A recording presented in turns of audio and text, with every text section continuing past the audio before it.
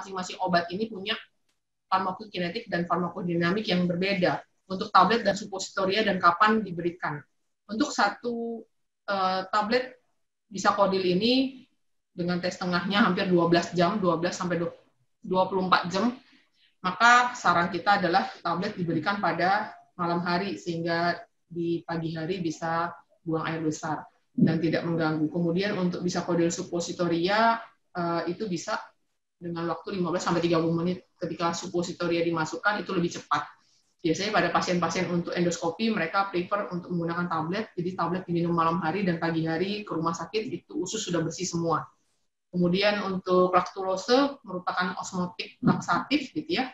Ini juga diminum 15 mili, coba dicek kembali untuk dosisnya dan ini aman untuk anak. Yang paling aman untuk anak biasanya laktulose. Kalau Bisakodil ini hanya untuk lebih dari 12 tahun baru dia bisa ya. Sementara yang aman untuk anak kita bisa kasih pilihannya. Kembali lagi terkait dengan pharmaceutical care pasien, bagaimana patient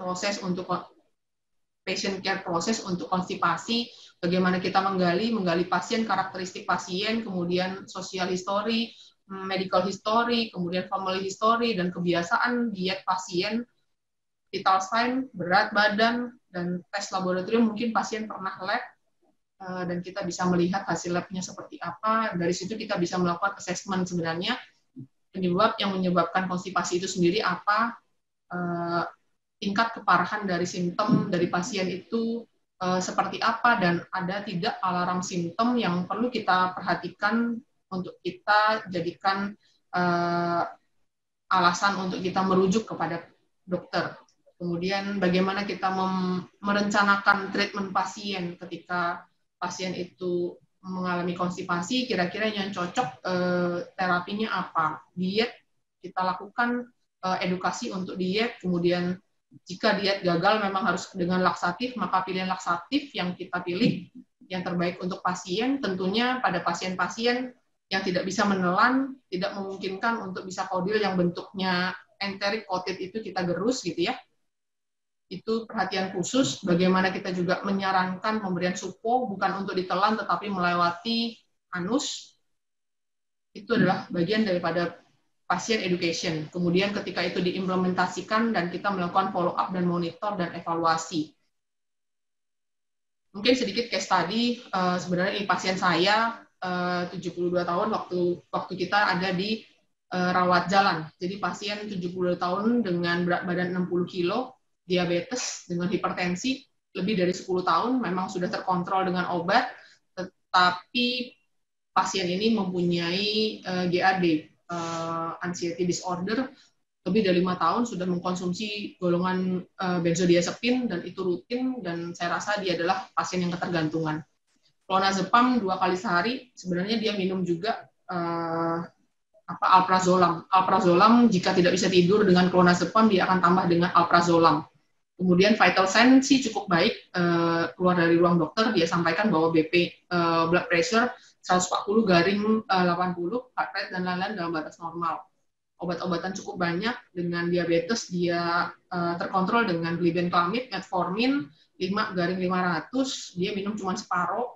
Kemudian ini rutin dan memang Bapak ini orang yang patuh untuk minum obat. Setiap bulan dia akan ke dokter dan biasanya ketemu dengan saya.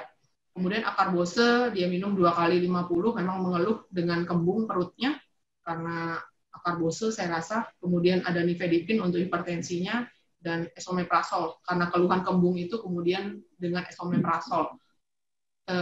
DRP sebenarnya kalau kita mau cari pasti ada di antara sekian banyak obat. Tetapi kembali lagi topik hari ini adalah tentang konstipasi dengan perut sebah belum BAB 1 minggu. Apa yang mau direncanakan untuk pasien ini? Pasien datang ke apotik, obatnya apa ya Mbak? Oke, pasiennya lansia, saya prefer memilih untuk yang osmotik, mungkin lebih nyaman. Laktulose itu lebih soft, tidak sampai spasme perut usus gitu ya.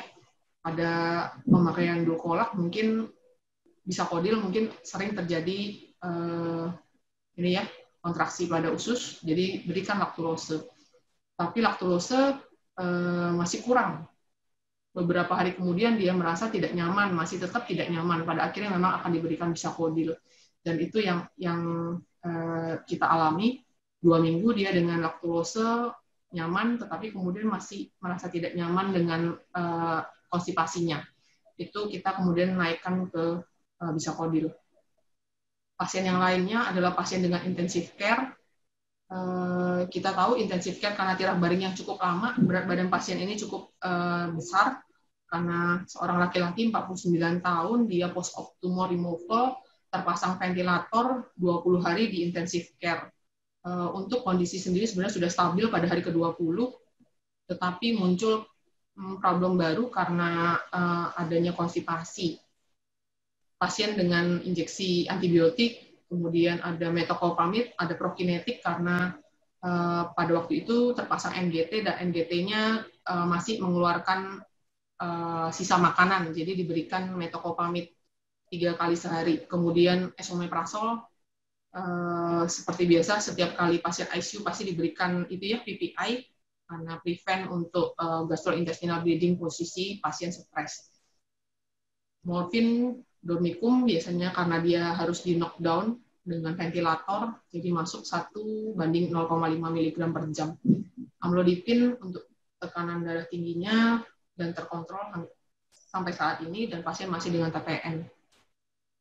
Selesai TPN. Jadi dia sudah mulai masuk ke enteral. Keluhan saat ini belum BAB sampai 1 minggu. Posisi ini dokter memberikan enema. Awalnya dimulai dengan laktulose, kemudian laktulose tidak mempan, kita berikan enema. Kenapa tidak bisa kodil tablet? Karena tablet sendiri karena bentuknya enteric coated dan tidak diizinkan untuk digerus sementara pasien terpasang NGT. Disinilah pertimbangan kita harus melihat kembali tipe tablet yang akan kita hancurkan itu tablet yang seperti apa.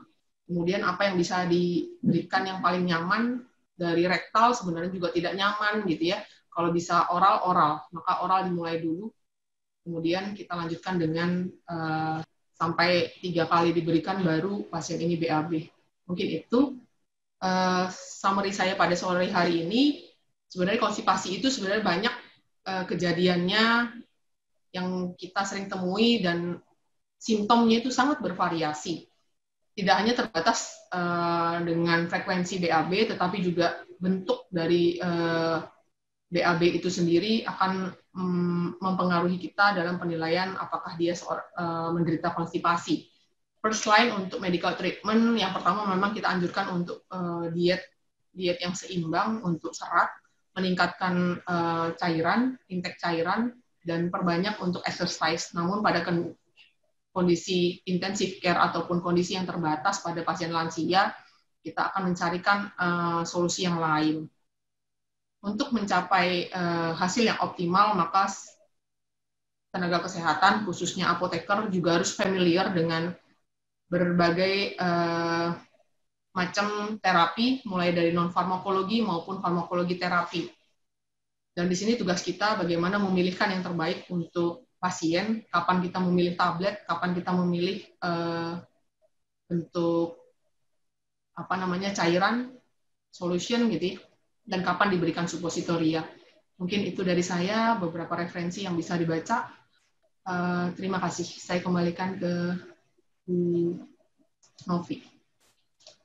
Susah BAB, banyak minum air putih, konsumsi serat, dan olahraga.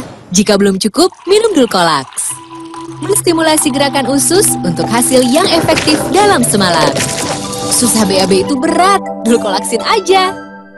Ya, terima kasih Ibu Tuti untuk paparan materinya. Dari situ kita bisa mengetahui, tadi juga disampaikan bahwa BAB itu berat. Jadi biar Dian saja ya, bukan ya. Jadi baiklah, kita coba sampaikan sesi diskusi hari ini. Ya, sebelum sesi diskusi ini dimulai, saya ingatkan kembali kepada semua teman sejawat agar setelah acara ini berlangsung mengikuti post-test melalui link apoteker.org.id. Baik, kepada Apoteker Tuti dan Apoteker Reni dipersilakan untuk kita